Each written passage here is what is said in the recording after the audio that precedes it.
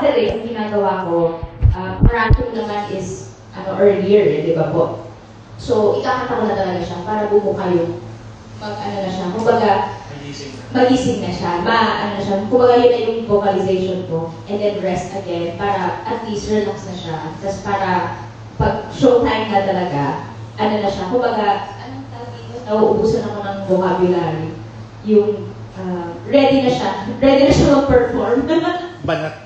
Banat na yun, banat. When you say nag-rest ka, totally nagkasalita, you don't talk. Hindi naman po. Kasi diba may mga singer na Vocalize talaga. kasi yung vocal rest kasi hindi. Kasi hindi ka naman normal.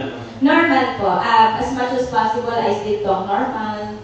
Para parang na mas nakakasira yata. Lalo na pag napaus ka, parang mas nakakasira yata siya sa hindi siya maganda kapag hindi ka nagsalita ng normal. So, I still do. Routine pa rin. Kumbaga, routine ng totoong tao.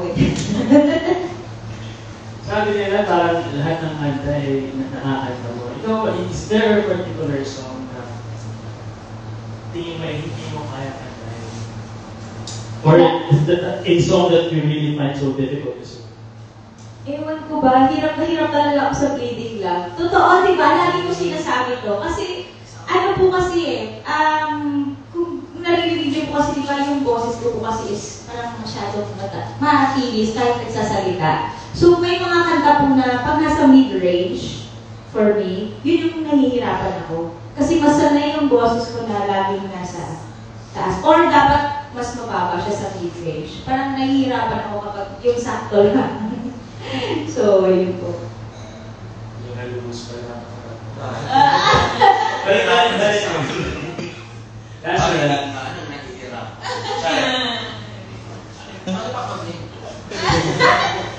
Last na lang, Katrina, with all the preparations you have for this concert, you're very hands-on, and parang you have everything planned out now for the show. What do you wish to achieve dito sa concert na to? Ano gusto mong ma-achieve dito sa concert na to? Oh, actually po, first of all, I'm very thankful also with Star Image and ABBA Production, Sir Vince and Sir David for producing this concert. But what I want to achieve as well is yung creativity siguro ng yung knowledge ng music, especially now na kailangan makasabay ka na sa mga nauuso ngayon. That's why siguro we did this Z-Con. Wala po ako specifically na gustong in a good way naman na parang, gusto ko makita nila na kaya ko pa rin ito pa rin, kaya ko pa rin bumilit and all. Gusto ko lang pong makapag-connect pa lalo sa mga, kasi it's been a long time, it's been 4 years. So, ang tagal na nun for me, gusto ko lang po talaga na mas ma-reach pa sila ngayon na, okay, we're here again, we're doing this again. Thank you for being here. I will just do my best for this show and para sa mga manonood. Okay, salamat and good luck very much. Thank you po, thank you.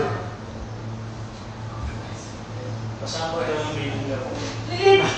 Kasi, sorry, yung part na mahirap kasi kasi hindi huminga. Siguro kaya ako na-challenge, kaya siguro hindi ako huminga kasi itong bleeding love na to, may part na mataas, tapos biglang magpapalseto. Siguro yun yung part na talagang nahihirapan ako. Ayan na, si Mami talaga nakatingin. Hindi namin mag-gets, kantahin You mo. come me open and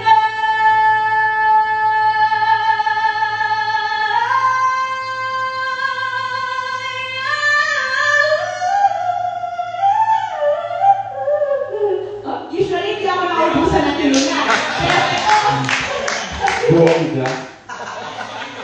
Ang hirap kasi yung mag-shift na bigla ng falsetto tapos biglang soft voice. So,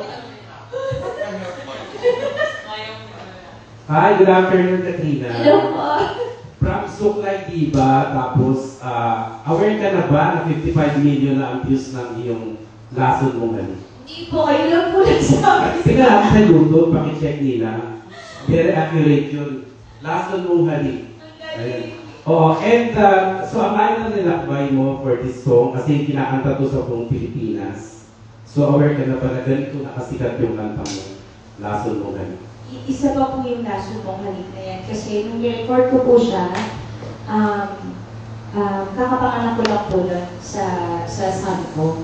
So that time, I don't really have the confidence to record something. Pero buti na lang, since recording na naman, wala namang iba makakita. And that's the first time I met Sir Vinny also, because the Lason Mong Halik was written by Vinny Saturno. Yes. And then, nung na-record... Vinny Saturno is his maker. Diba? Yes!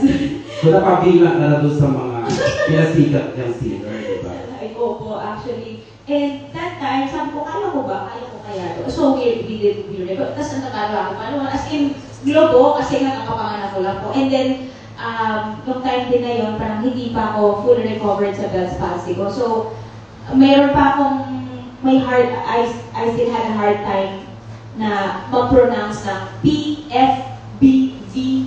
Kasi, ano siya eh, nakadrop to. Parang, nahirapan talaga akong kumanta that time. And then, so, we did that. And then, when we did the music video, sabi ko, okay, sige. Then, Viva released it. And then, nung una, okay lang naman, parang okay naman. We tried to promote it, ganyan po. And then, parang mga after, my friends from, or may mga reach out sa akin. May mga reach out sa akin na, hello? May mga nare-reach out po sa akin na mga taga-Mindanao. Sikat na yung kanta mo. Nasabi nila, and then they're tagging me sa yung mga page ng mga radio station ng Mindanao or Visayas.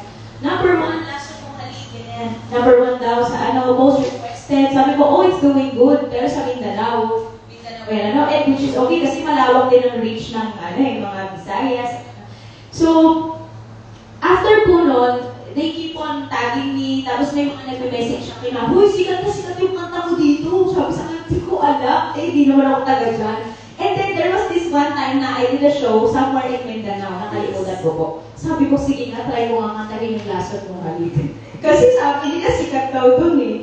So, pagka-play agad ng Lason Mong Halik, wow, sigaw, sabi ko, ay, oo nga, sikat. So, parang doon ko na, kasi parang first, hindi naman yun yung first na kanta ko, di ba? Tama ba? Parang hindi naman. Pero yun yung Viva produced kasi yun. So, Viva Records. And then, nung nga po yung nagulat na din po ako, pagka-check ko na from wala pang 1 million views nung last time na chinek ko po yun, yung dati-dati. And then, nung pagka-check ko, sabi ko, check na, curious na kasi ako. Nakita ko may 20-something million views na that time po. As a press, 55 million. Oo, sabi ko, hala, oo nga. So, ayun, ang galing. Ganun pala. Pero siyempre para malaman nila, kasi ako aware ako sa song, pwede ba bigyan mo kami ng sample ng Lason Mong Halik? Bakit ganyan ang iyong pag-ibig na ang akala ko ay langit? Di laro-laro wala mga pusong naibig. Sa yakap mo ay nagayuma, pag-iwas ay di ko na kaya. Hanggang ngayon hinahanap pa rin ang Lason Mong Halik. Congratulations. Very happy ako kasi live kong napakinggan. Hindi lang sa YouTube. Kasi kakakantahin ko po ito sa concert. Oo, dapat kagaling sa concert. So, how is working with your producer na I know na prep mo rin sila, di ba? Sir, Kasi Sir you did Vicky, service. actually